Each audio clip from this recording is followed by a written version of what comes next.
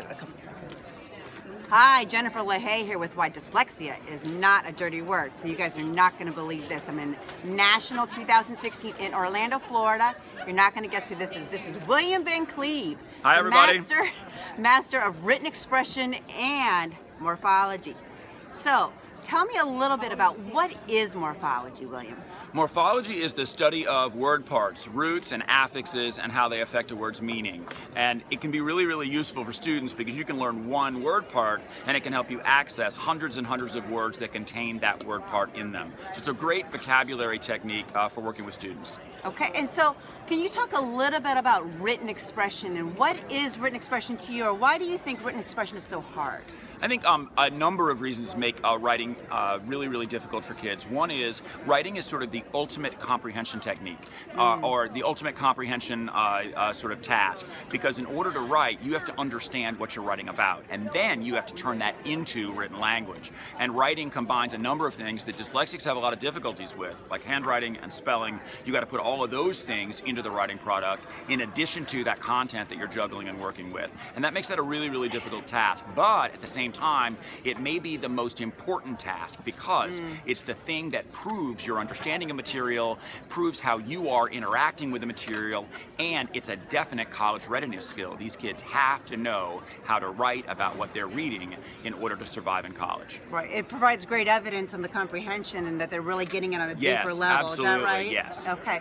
So, William, can you tell me some of the hurdles that you see that teachers that have, or even students have, in either teaching written expression or understanding it? What are some consistencies that you're seeing that you can Well, I think one of the address? things about writing is that kids have to bring so many different things to the table at the same time. So one of the things I suggest is that teachers pull apart individual tasks, work them in isolation until a kid is really comfortable with them, and then work them back into the writing process. So if you start with a struggler with something like a 5-paragraph essay writing prompt, that's just too many things our kids aren't good at yet that they have to juggle all at the same time. So if you could do something like work handwriting in isolation, work spelling in isolation, work idea generation in isolation, or sentence construction in isolation, and then start to marry those back into the big writing tasks, then you've got something where these kids have automatized some of the skills that were at one point overwhelming them, aren't overwhelming them anymore, and they can do the higher level writing skills, the organizing,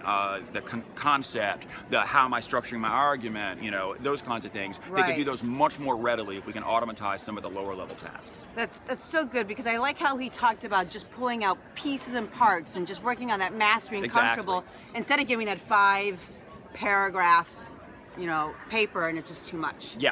It's just too Absolutely. much. Do you agree that, is that still the case? Would you do that for an older student as well? Absolutely. High school, middle school? Different skills we're automatizing, but sure. I do a whole activity, for example, where I'm working with middle and high schoolers on just how to incorporate a quote into text. So when you're doing evidence, that's just one example, but if you work that skill, that's a really tough thing for kids to do. And they don't practice it enough because the only time they're practicing it is when they're writing a big essay.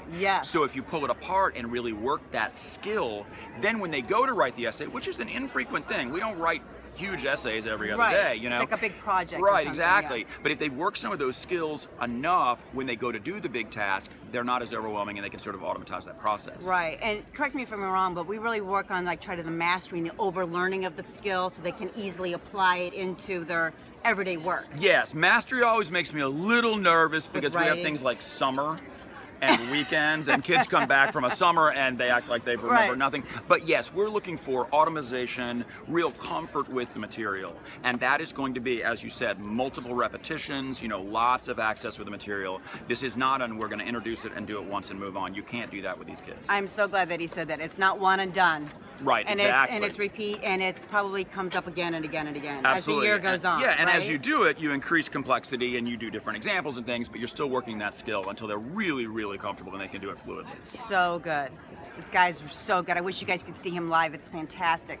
So, William, can you give us any 1 to 2 tips that teachers or, I don't know, parents, or that they could use in their classroom tomorrow? Sure.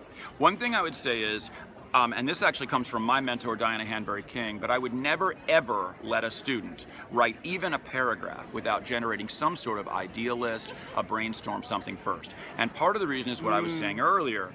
If they come to the writing sample and they're trying to organize ideas and come up with concepts in addition to holding on to what they're supposed to be writing about. That's too much. So in the same way that you might make a shopping list to go to the grocery store so you don't forget anything, these kids need to get their ideas down on paper, and that way they've got them out, they're all set, and then they can work on what order am I going to put them in, how am I going to form my argument, you know, all those different kinds of things. So I never, even college age kids, everything from kindergarten all the way up to college, you don't write even a paragraph unless you generate a little list first. So that would be one really, really useful technique. Super useful. And the other thing I would say, since you asked for two, is I would say that as teachers, we don't spend enough time at the sentence level. So we jump right into paragraphs, essays, and I think some good sentence construction work, really in depth, that can work not just writing, but also reading comprehension, because they're looking at the way groups of words work with each other. So as you teach clause structure and things like that, you're really amping up two areas, their ability to write and their ability to understand what they read.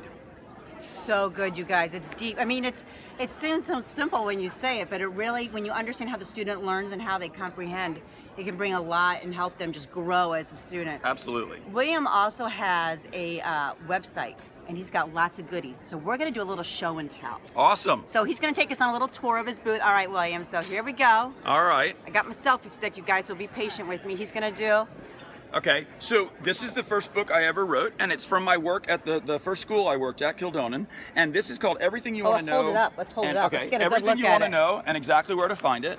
And on the right-hand side are concepts for instruction, and on the left-hand side is an index of commonly used workbook pages from a lot of the books that we as teachers use with struggling students, and they allow you to find activities to support the concepts. So good. This goes all the way from very, very basic phonics into morphology, which we were talking about earlier, roots and affixes for vocabulary destruction. It's all in there in one place.